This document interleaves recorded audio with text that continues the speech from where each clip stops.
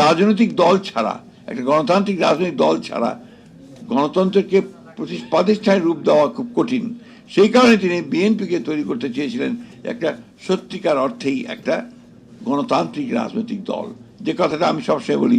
তার ক্যারেক্টারটা কি? লিবারেল ডেমোক্রেসি, উদারপন্থী রাজনৈতিক দল।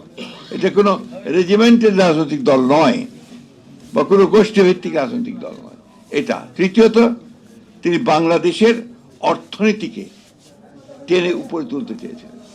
আপনারা মনে করেন যে ৭৪ সালে একটা দুর্ভিক্ষ হয়ে গেল, ভয়াবহ দুর্ভিক্ষ, এবং অমর্ত্য সেন বললেন যে এটা মানুষ সৃষ্টি একটা দুর্ভিক্ষ, অর্থাৎ আওয়ামী লীগের ব্যর্থতার কারণে এই দুর্ভিক্ষ হয়েছে, লক্ষ লক্ষ মানুষ মারা গেছে, আনবিলিভেবল।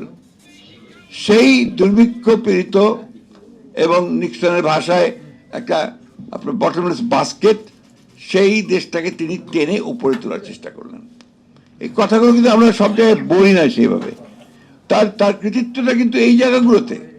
তিনি মানুষের মধ্যে আশার সঞ্চার করলেন, মাইলের পর মাইল হেঁটেছেন এবং মানুষকে উজ্জীবিত করার চেষ্টা করেছেন।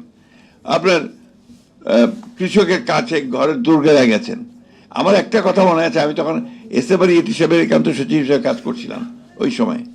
তো দিনাজপুরের থেকে শহর থেকে বেরিয়ে আপনি যদি তখন সৈয়দপুরের দিকে যাবেন, দেখবেন যে একটা বড় টেক্সটাইল মিল আছে, দিনাজপুর টেক্সটাইল মিল, খুব বড়, সরকারের করা।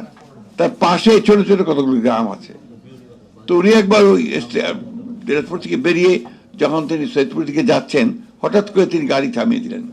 তিনি সাধারণত গাড়ি নিজে চালাতেন, অথবা ডেপুটি কমিশনার গাড়ি চালাতে বলতে পাশে বসতেন, আর তিনি যখন গাড়ি চালাতেন ডেপুটি কমিশনারকে পাশে বসাতেন। গাড়ি থামিয়ে দিলেন, কনভয় থেমে গেল। সবাই বলছে হঠাৎ কি হলো? প্রেসিডেন্ট নিজে নেমে গিয়ে ওই গ্রামের মধ্যে ঢুকলেন, ঢুকে একটা বাসায় চলে গেলেন। এটা আমার দেখা, সেই জন্য বলছি। একটা খুব একেবারেই দরিদ্র নয়, কিন্তু দরিদ্র লোকের বাড়ি। সে গিয়ে ঢুকলেন, ঢুকে তখন ওই বাড়িতে সবাই তো যারা পুরুষ মানুষ তারা কাজে চলে গেছে, মাঠে চলে গেছে। একজন মা, সম্ভবত বৃদ্ধা একজন, তিনি ছিলেন। তিনি গিয়ে দেখে গিয়ে বললেন যে মা, আমি একটু পানি খাবো। তো বুড়ি তো প্রথমেই আপনার ঘাবড়ে গেছে। চ্যানেল বি প্লাস, নতুন সূর্যোদয়, নতুন বাংলাদেশ।